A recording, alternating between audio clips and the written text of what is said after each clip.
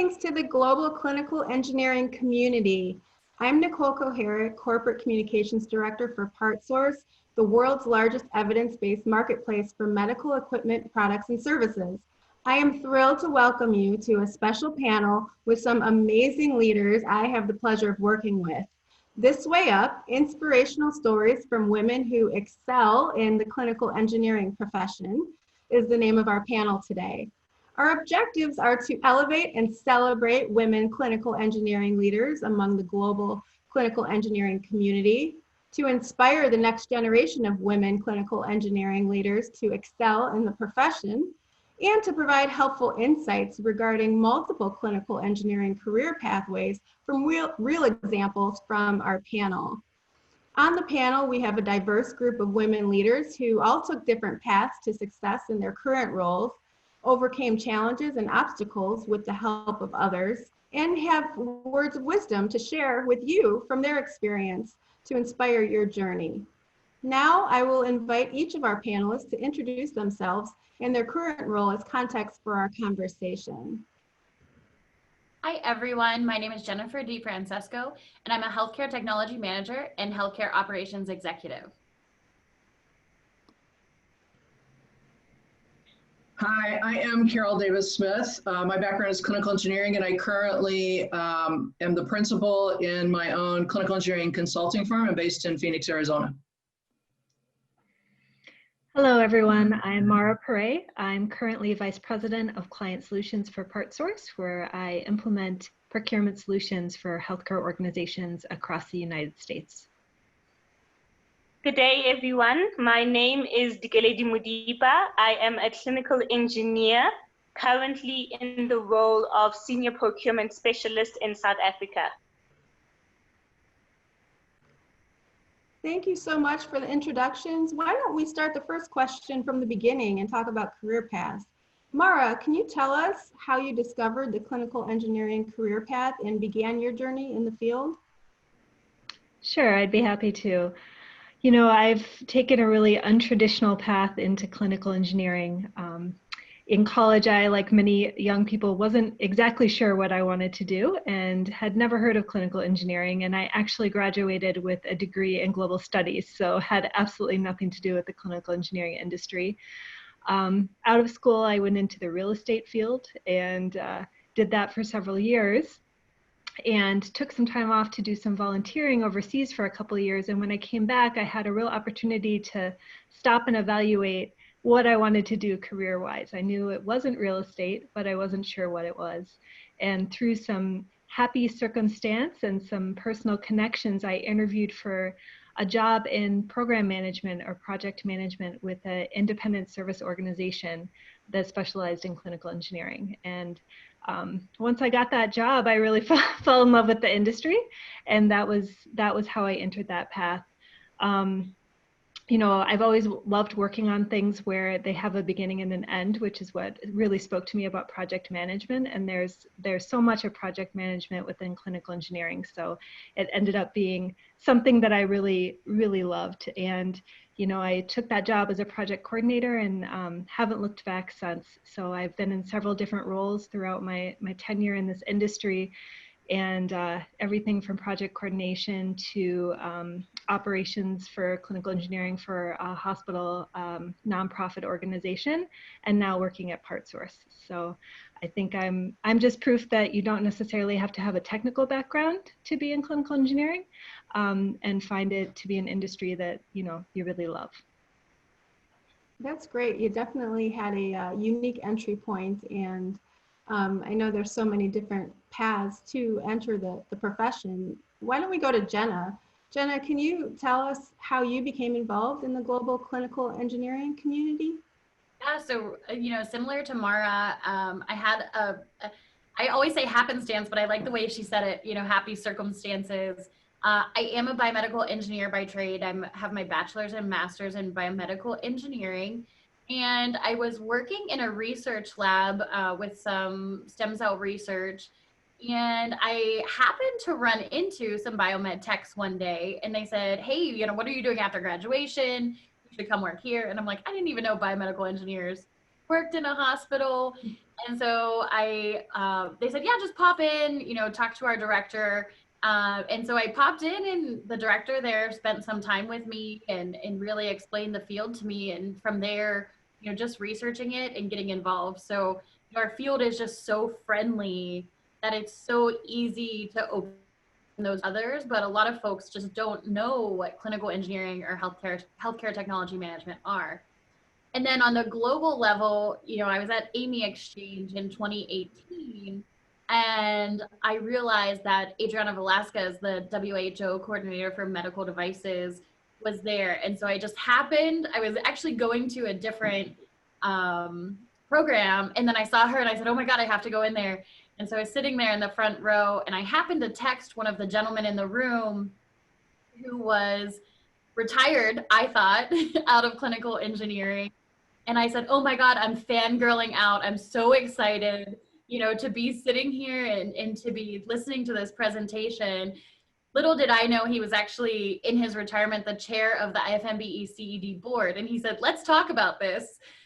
So with that, I've had a lot of opportunities becoming part of the IFMBE CED group and really on a global level, getting to integrate with our counterparts. And I think it's just so amazing, especially with the COVID-19 pandemic, to be able to share those stories and those experiences so that, we can really build this global ethos that is clinical engineering. Absolutely, that's fantastic. Those connections really are an important piece of that career pathing and getting to the next level and where you're meant to be. Why don't we talk a little bit about the challenges that we face? We all know women face unique challenges across disciplines in healthcare and across all professions. One of our objectives today is to inspire the women watching to overcome these challenges. So let's start with Dikeledi. Can you explain your experience with the challenges of being a woman in the HTM profession and how you've overcome them? Thank you very much, Nicole. I think early on in my career, because I was the smallest and the shortest usually within the group of people that I worked with, it became very difficult coming into a male-dominated industry because I was in a hospital setting. So what you would find is that the work allocated to me wasn't necessarily the work which I was skilled for, or I was over-skilled for. So I was allocated administrative work because I was a woman and because I was small. And the gentlemen there believed that, or part of an era that believed that women necessarily aren't meant to be in the technical field. So in trying to shadow them, I made sure that they actually saw me doing the actual physical work. And this is where they were able to actually change their minds and to have conversations behind that. Just because I'm a woman and just because I'm smaller in appearance doesn't mean that strenuous work, I wouldn't be able to do it. And this is something which is close to my heart because I feel that especially women might be a bit limited and actually believe that they won't go anywhere within the industry because of this. And I found allies in some of my previous technical managers or leaders, and I actually called them to them and say that we need to change this within the company or within the actual industry so that more and more young women can actually join in. Well, that's great. Thank you so much for sharing that. Also, thank you. You've overcome a lot and you've helped pave the way for the next generation of women. So congratulations on that. So important to know that, we can succeed, and that message of overcoming challenges is really important as well. And you're definitely a personal inspiration. So let's talk a little bit about leadership. Clearly, finding leadership opportunities to demonstrate value is really critical to a successful career. And Carol, I'd love for you to share with us how you've identified leadership opportunities in your career. Sure, Nicole, thank you. I was really fortunate to receive two incredibly valuable pieces of advice right out of the gate when I was an intern as a clinical engineer, and probably, honestly, it's probably advice that I received much earlier as a young person growing up. But they were, first, introduce yourself. Whenever there's a new person around, you introduce yourself. And the second piece of advice was ask questions. And I think we hear that one a lot in terms of ask questions, ask how this works, ask how that works. But I think it's incredibly important to ask questions when you meet new people. This allowed me opportunities to lead quite honestly, even as an intern, but certainly as a staff engineer, because I would meet people like the construction manager. I would meet people like someone from the finance department or from the supply chain department, and certainly nurses in every unit, physicians across units. And when I met them, I asked them, well, what do you do? What is your role? How did you get here? I'd ask basically for their story, right? Which would help me understand not so much what they could do for me, although that was incredibly important, but it helped me understand how I, as a clinical engineer, could impact the work they do.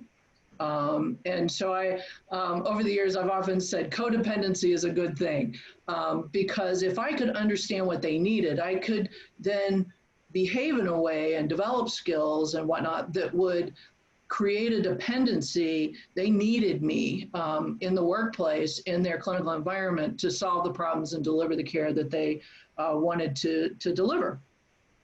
And so, as I said earlier in my career, this led to things like the opportunity to lead projects, to interact even just as a staff person, not as a management person, at levels that were pretty unusual, at least for the date, and certainly unusual even today for that level of position.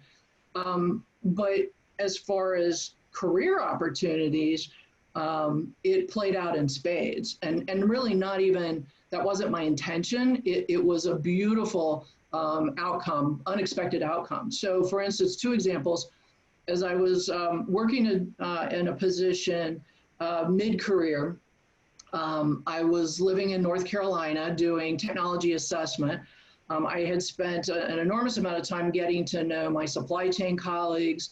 I worked for a large group purchasing organization at the time. So I met people from the business side of healthcare, from the supply chain, lots of clinicians that were in the hospitals and health systems that belonged to the GPO and whatnot. Had interacted with them a lot, solved problems both officially and unofficially for them and whatnot, and really had relationships, which is what this comes to. I built relationships with these people. So one day I actually got a phone call and they said, Carol, there's this great opportunity with one of our large members out in Phoenix, and we'd like you to talk to them and potentially take this role. Long story short, I took the role. It moved me from North Carolina to Arizona, which was great because it was twofold. One, it was an awesome opportunity, and two, it brought me back home closer to my family. So that was an opportunity that, had I not had those relationships, would never have happened. Fast forwarding again, while I worked that job and it evolved into another thing and another thing, again, because of the relationships I had inside that company, the GPO that I worked for. Again, one day I got a phone call, which led to the position at Kaiser Permanente, where I assumed my first executive level role, Vice President of Clinical Technology for that health system. And it came because over the years, I had not only introduced myself and asked questions of people I worked with, but much like Jenna said, I reached out to professional colleagues in associations. So I had invested a significant amount of time in as a volunteer leader with the AMI organization, and contacts through that had referred me to the recruiter, which then led to the Kaiser Permanente job. So if I wrap this all up, I would say two pieces of advice is just like your mom probably taught you, or your dad taught you, introduce yourself when there's someone in the room, right? And then put yourself sort of to the side and ask them to tell you about their story and their journey and what they're doing, and educate yourself that way. That's great advice, Carol. Thank you so much for sharing your personal story. I think it's inspiring to know that just asking the right questions and, you know, not being quiet and speaking up and having a voice and meeting people really can open a lot of doors. So let's shift gears and talk about the role of others in your success. Carol, let's stay with you for a minute. Mentors, you certainly had some great relationships based on the last question. Can you tell us how mentorship from other women helps play a role in excelling your career? Sure.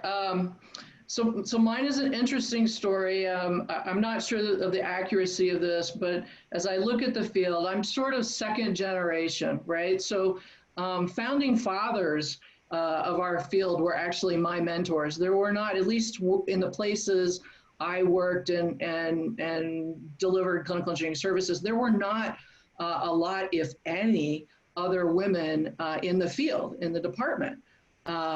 And that was just a function of place and timing. I had amazing male mentors. I would not be here without them.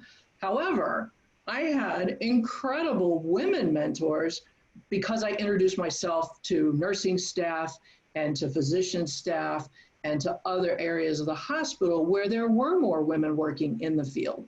And so that really played out as a benefit. One, just having someone else that looked a little bit like me in the workplace, even if their job was different, was helpful. But it also was extraordinarily helpful because, again, like my previous comments, having mentors from other parts of the industry opened up my vision dramatically. So it wasn't just about the technology. It wasn't just about maintenance. It was about so many more worlds that are operating in collaboration and in coordination across healthcare. Yeah, it's interesting to think about, you know, the time period and how your different experiences based on when you came up in the industry were different. I know, Mara, in our previous conversations, unlike Carol, you did have a female mentor within the same profession. Can you tell us a little bit about her and how she helped you find success? Sure, I'd be happy to share that.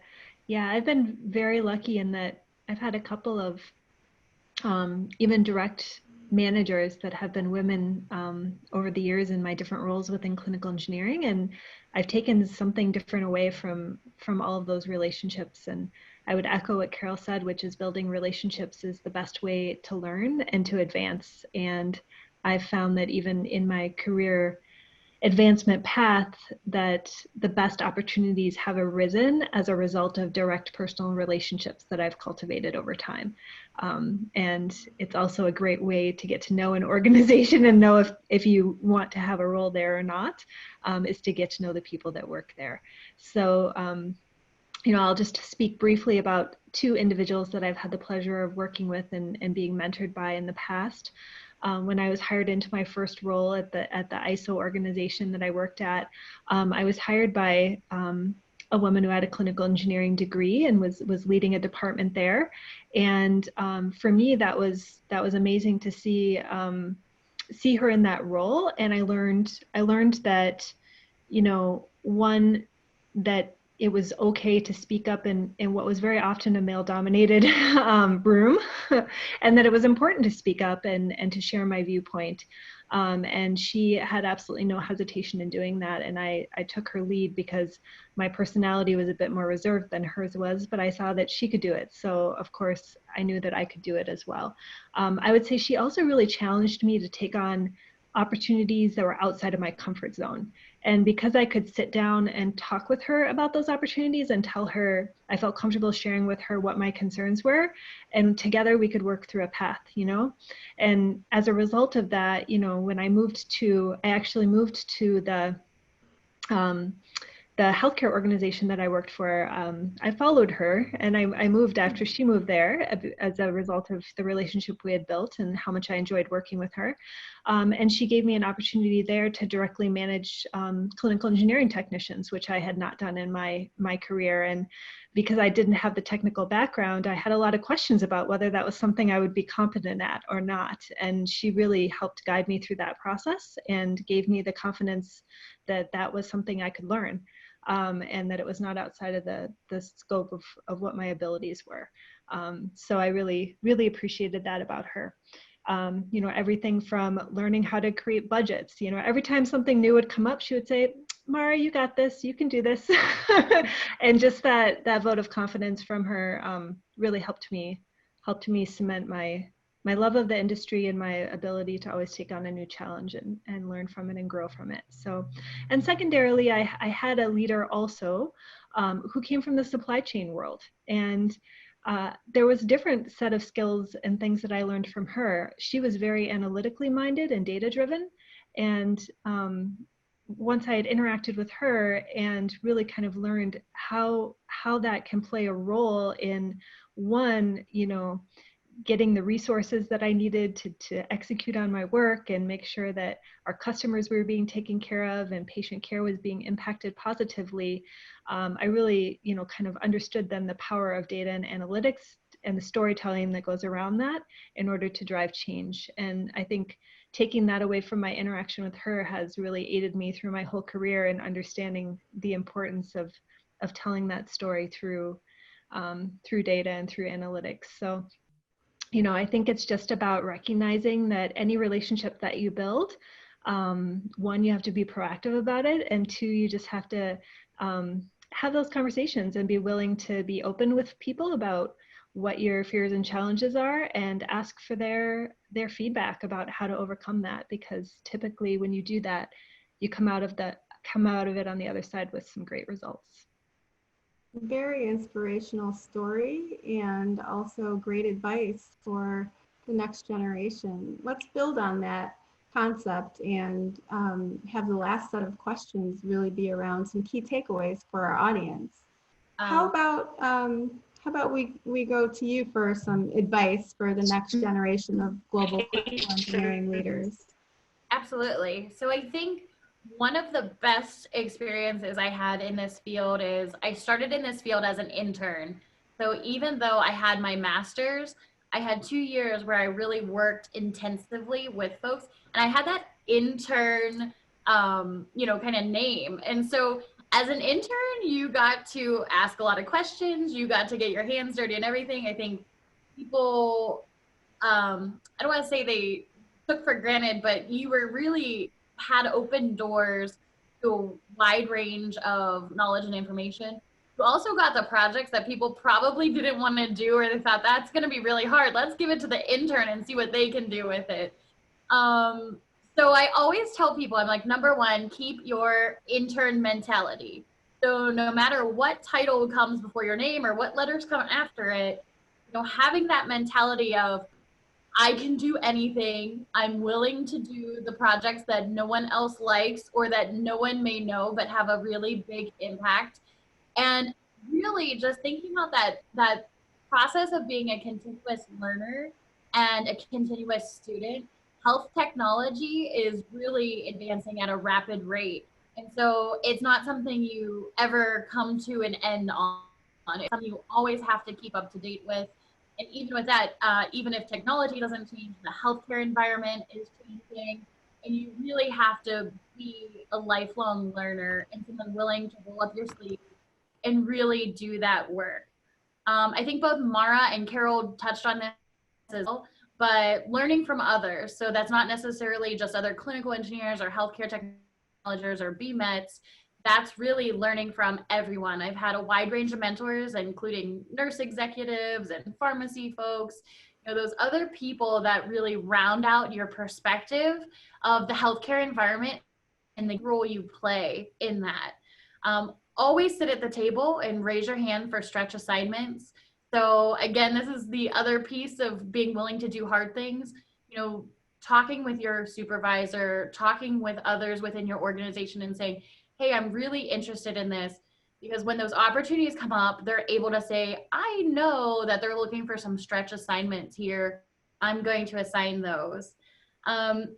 And also networking. So we have such a rich and diverse community for clinical engineering globally. Networking with others and learning those lessons from them. I am sometimes guilty of. But lastly, I think my biggest piece of advice is just to remember why you do what you do. So within clinical engineering at a hospital, I always say there's people here having the worst days of their lives, you know, but there's also people here having the best days of their lives. And I think it's one of those things that it's such an honor to be part of that, and that people trust you, whether they know it or not, when they're coming to your hospital, you know, they're trusting you with some of the most sensitive, you know, happy and sad times of their lives. And it's such an honor to be part of that. So I think whenever things get hard, you know, keeping that as your true north and checking back to that is really something that has kept me very steady, even during some difficult times in this field. What a very inspiring answer, and great advice for all of our listeners, men and women, really thinking about the importance of speaking up and taking on those stretch assignments, and really believing in yourself and being focused on the mission. Thank you so much for sharing that. I want to thank everyone for sharing your insights and experience today. We would love to expand this conversation and continue by inviting you to join us in this dialogue. So if you are looking to expand your professional network and be part of the conversation about women in clinical engineering, or if you're seeking connections for mentorship, please join our LinkedIn group, Women in Clinical Engineering, and post a comment about your experience, and let us know the topics you'd like to discuss and that you'd like to see as this conversation about women in clinical engineering evolves globally. Thanks for watching, and everyone stay safe and healthy. Thank you.